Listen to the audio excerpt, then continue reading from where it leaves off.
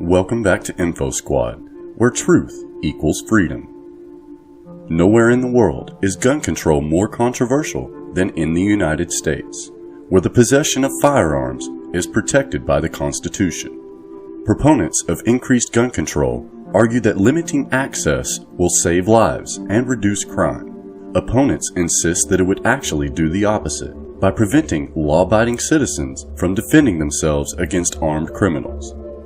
Is there a motive for gun control that these debates have missed?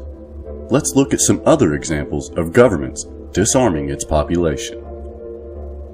A year before Adolf Hitler took power in 1933, the German Interior Minister directed that gun registration records be made secure to keep them from falling into the hands of radical elements.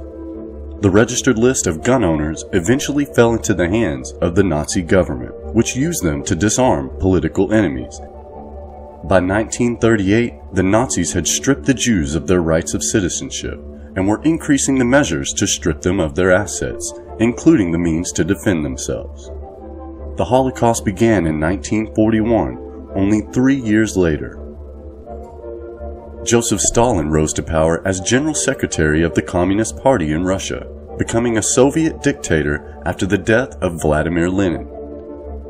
In 1918, the Russian Social Democratic Party, led by Stalin, initiated a large-scale confiscation of civilian firearms, outlawing their possession and threatening up to 10 years in prison for concealing a gun.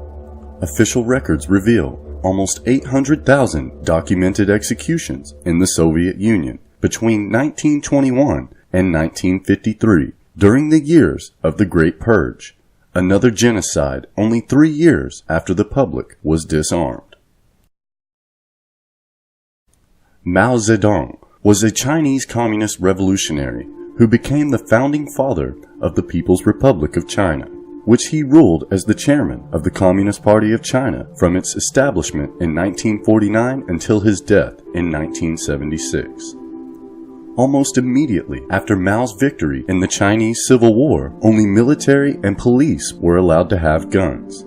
Less than a decade later, his policies caused the death of tens of millions of people in China. The number of people who died under his regime ranged from 40 to as many as 80 million through starvation, persecution, prison labor, and mass executions. The right to bear arms is protected by the Constitution for a reason. When a government becomes tyrannical and oppressive, the only hope for its citizens to maintain freedom is a means to fight back. Hey guys, thanks for watching. Leave us a comment down below. If you would like to join the team, don't forget to click the link in the video description. Like, share, and subscribe. It really helps out the channel. And hey, we'll catch you guys in the next video.